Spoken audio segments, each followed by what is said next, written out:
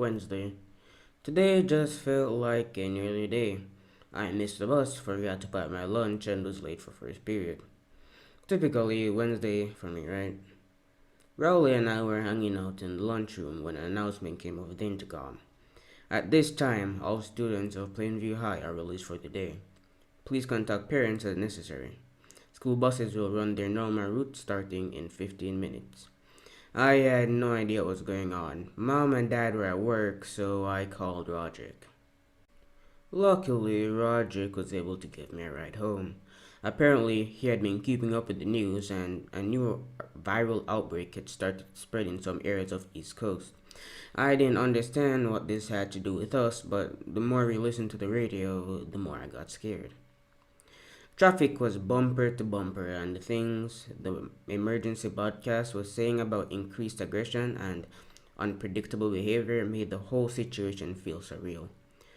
All the starting and stopping in the traffic started to take its toll on Roderick's old van, and it started to overheat. I think Roderick was picking up on how scared I was getting.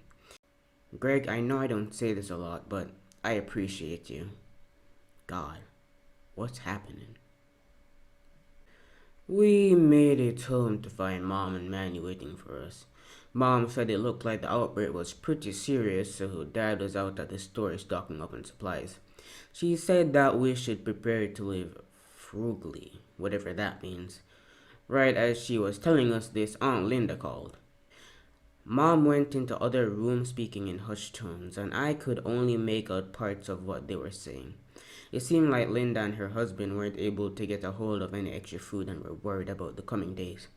Roderick, in another typical gesture of altruism, offered to go look for supplies as well to help out the family. This is something I never expected Roderick to do, honestly. Mom seemed wary of the idea but eventually gave in. I went along with him as I still wasn't internalizing all that I was hearing on the news. Roderick and I spent the day hopping between various stores, but everything had been ransacked. Seeing the rows of empty shelves shook me to the core.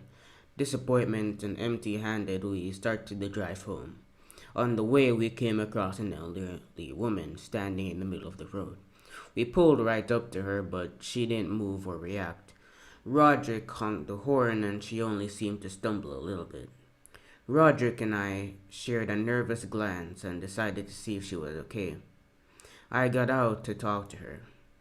Yeah, Greg, that's probably not the smartest idea if we're being honest. I mean, like, after hearing the news, I personally would, like, stay put in the van, probably just, like, kill her, run over. Guys, I promise I'm not a psychopath. Holy shit. As soon as I stepped out the car, she lunged directly at me. Yes. Greg, as I said, be cautious, you little stupid shit. Roderick saw this and stopped on the gas, hitting her head on. I scrambled back in the van, hyperventilating. What the hell was going on? We sat there stunned until she crawled out from underneath the van. Unbelievably, she didn't even seem to pay us heed, and shuffled off down the street. F this. We hightailed it home. I could barely think. Roderick had just nearly killed some old woman. He didn't seem to think the same though. She was infected, Greg. I had no choice. I just saved her life. I mean, he's right though, so be thankful. What was he talking about? Infected? Is he talking about the outbreak? That woman couldn't have possibly been exposed to the new virus. It's only occurring on the East Coast, right?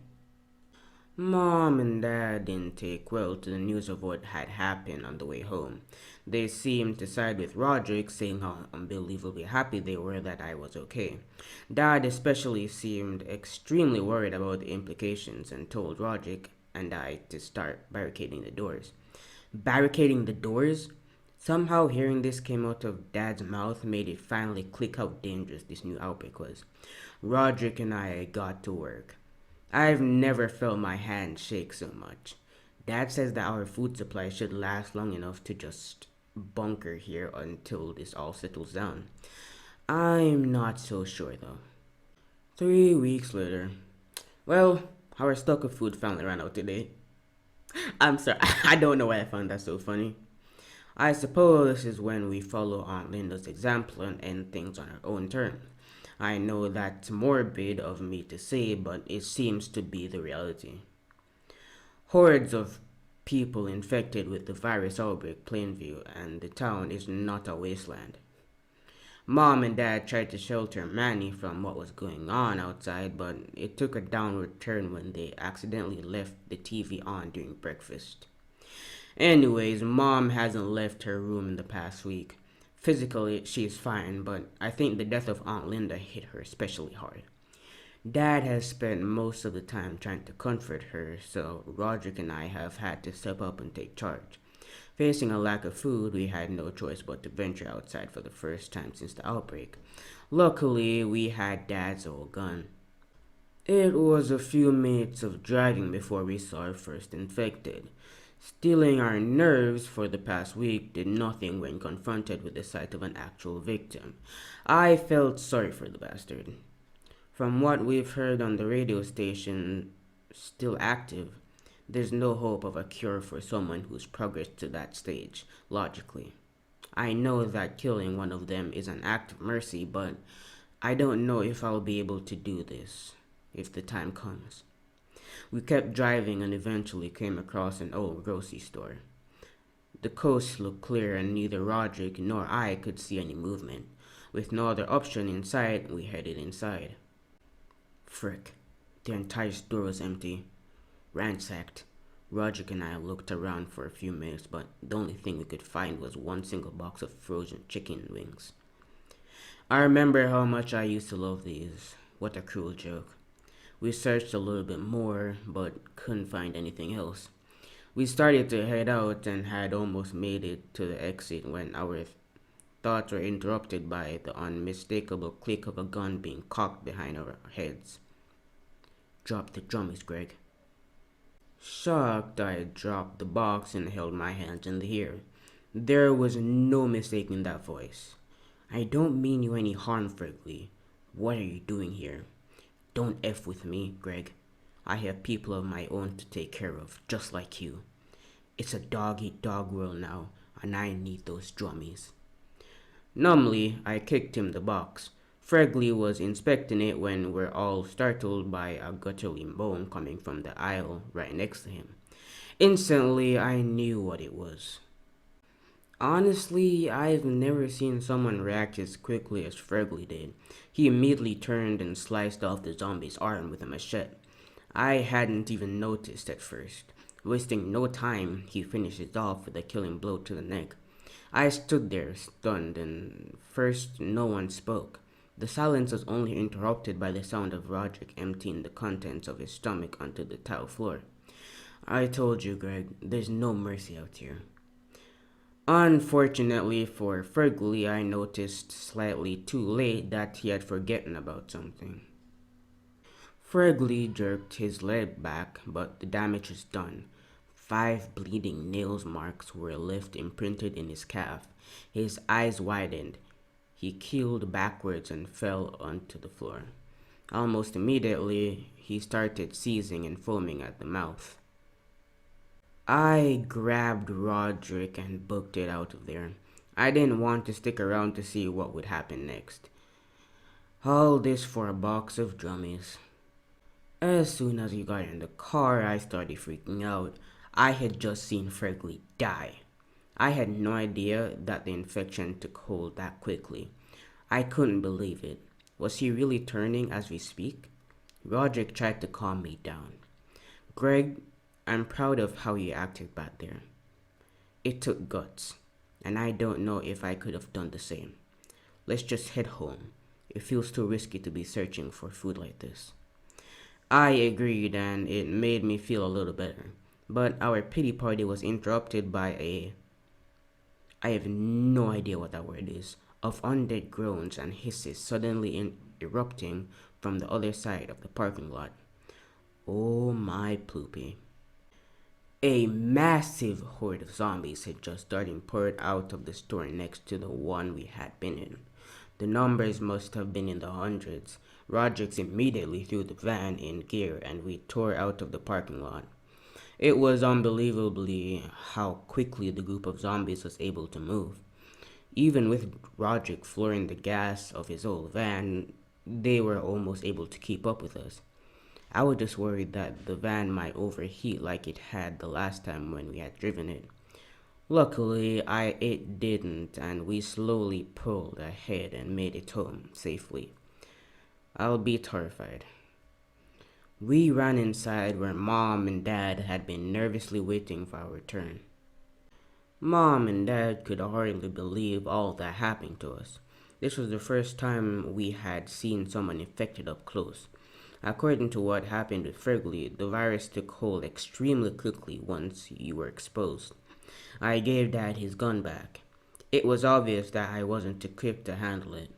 I couldn't even protect Fergley, ruthless as he was from one measly infected, and he paid the price for it. Mom told me to go get some rest after the ordeal, but there was no way I was going to be able to sleep with how scared I was still. I guess it's a good thing I didn't.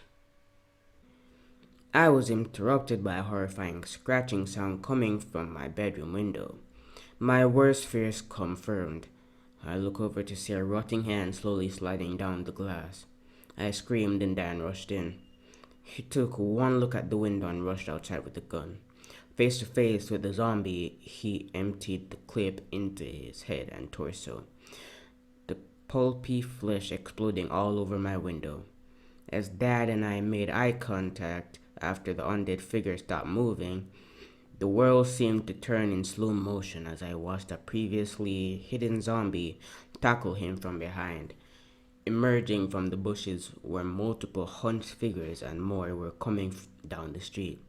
The horde that follows us home. Tears streaming down my face, I turned from the window and slid down against the wall. Dad was dead. Just then, Mom burst into my room, eyes wide open, as she witnessed the scene unfolding outside the window for herself. I heard Roger yell from the dining room. He dashed inside my room holding a baseball bat. Push the bed against the door. I'll hold them off if they start to break through. Dad left the front door open and the kitchen is swarming. I took a second to gather my thoughts and did as Roderick instructed. My focus was interrupted, however, by a sudden gasp from Mom. Oh shit. Manny was still out there. Mom lunged for the door, desperate to save Manny, but Roderick held her back. Tears streamed down his face as he prevented Mom from sacrificing herself to the horde. All we could do was wait. Eventually, the undead wails died down as they slowly shuffled out of the house. By the time we found Manny, there wasn't much of him left. Manny was effing dead. Mom let out a cry of anguish and stumbled back, reeling from the sight of Manny's corpse. Her baby boy, the light of her life, had been brutally taken from her. Crying, she ran outside to Dad's corpse. Roderick and I could only watch in horror from the window as she pried the gun from his already stiff hands. Mom, no. Yeah, I wasn't gonna scream that, bro. I can't bother. My voice is already fricked. 10 years later. Well, I haven't written in this thing in a while. It's been too dangerous for journaling lately. Not that I've been entirely preoccupied with risk management anyways. Without Mom and Dad, Roderick and I haven't been able to do much but take survival one day at a time. Luckily, we ran into Rowley doing a scavenger mission one day and he helped us give them a proper burial. Life has been rough. Obviously, it's a goddamn zombie apocalypse. What can I say? Roderick and I have both had way too many close calls for comfort, but we're alive somehow. The two of us and Rowley are planning to head west. We've heard rumors of a settlement of survivors and want to test our luck.